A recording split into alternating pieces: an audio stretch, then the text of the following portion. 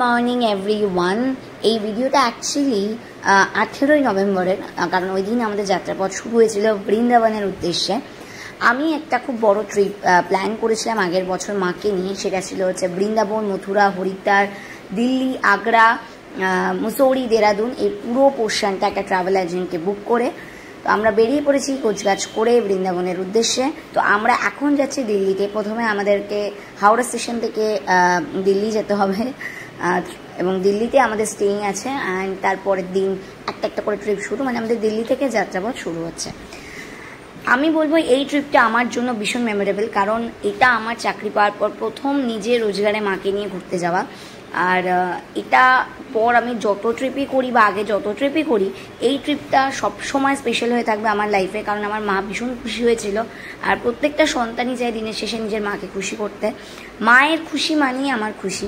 তো মা বাবা এই দুজন যদি খুশি হয় আমাদের থেকে, এর থেকে বড় পাওনা কিছু হয় না। তো এই ভিডিওতে তোমরা বৃন্দাবন, হরিদ্বার, মথুরা, যা যা প্লেসগুলো আমি বললাম, এগুলোতে তোমরা যেতে গেলে তোমরা কীরকম প্যাকেজ সিলেক্ট করবে বা কিভাবে তোমরা ট্যুরটাকে প্ল্যান করবে সেটার পুরো আইডিয়া আমি দিয়ে দেবো। আমাদের রাতের ডিনার দিয়ে দিয়েছি, আমরা ট্রেনে উঠে পড়েছি, যাত্রা শুরু হয়ে গেছে। দেখতে পাচ্ছ চিকেন অ্যান্ড রুটি আছে, ননভেজ ছিল আমাদের।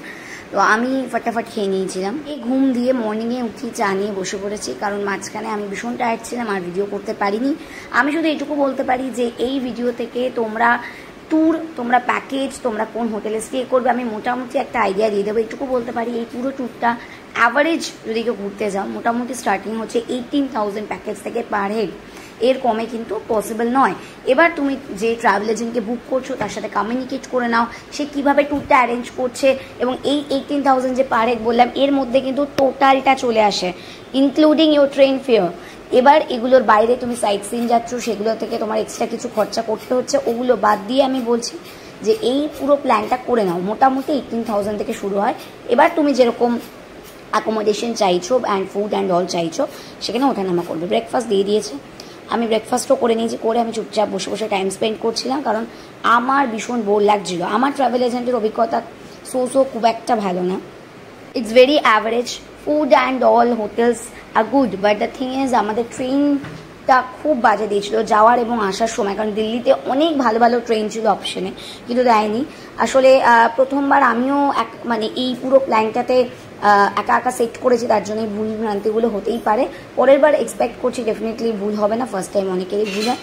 তো আমাকে পুরো ট্রিপে তুমি ম্যাক্সিমাম খেতেই দেখবে, কারণ আমি অ্যাকচুয়ালি খাদ্যরসিক বাঙালি। আমি একদম টিফিনের পর আবার দেখা করেছি লাঞ্চে, আমাদের লাঞ্চে দেখেছো কত কিছু দিয়েছে। তো আমি লাঞ্চটা ফটাফট কমপ্লিট করে নিয়েছি। আমি এখন নেমে গেছি দিল্লিতে নেমেছি তখন অ্যারাউন্ড 1টা বা সামথিং লাইক বাজে। ওই যে ওখানে এরকম টাইমিংটাও দেখাবে, একটু বাদে টাইমটা দেখতে পারবে। এবং দিল্লিতে প্রচণ্ড ঠান্ডা ছিল। আমরা দিল্লিতে নেমে আমরা দিল্লিতেই আজকে স্টে করব।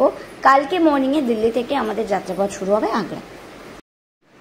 আমার ভীষণ ঠান্ডা লাগছিল, কিন্তু আমার কাছে স্টোল ছাড়া অ্যাকচুয়ালি গায়ে দেওয়ার মতো তখন হাতে কিছু ছিল না, এটা আমারই ভুল। আমার কাছে স্টোলটা ছিল, ওটা আমি কানে জড়িয়ে নিয়েছি, কারণ ঠান্ডা লাগছিল। কানটা স্পেশালি আগে আমার মনে হলো ঢাকা উচিত। তারপরে আমাদের গাড়ি চলে আসে, আমি অলরেডি গাড়িতে উঠে বসে আছি এবং আমার অসম্ভব ঘুম পাচ্ছে। তখন মাঝে আমি কতক্ষণে পৌঁছাবো, আমার আর কিচ্ছু ভালো লাগছে না। হোটেলে গিয়ে ফ্রেশ হয়ে ঘুমাবো, এটি আমার ফার্স্ট প্ল্যানিং ছিল। হোটেলটা খারাপ দেয়নি ডেফিনেটলি, এটা আমাদের ফার্স্ট হোটেল ছিল দিল্লিতে। এবং আমি দেখতেই পাচ্ছ প্রায় রাত 2টো বাজে, তো বেশি দেরিও করিনি, তাড়াতাড়ি শুয়ে পড়েছি। কালকের মর্নিংয়ের ভিডিও নিয়ে আবার দেখা হচ্ছে। আজকের জন্য টাটা। ভিডিওটা ভালো লাগলে শেয়ার করে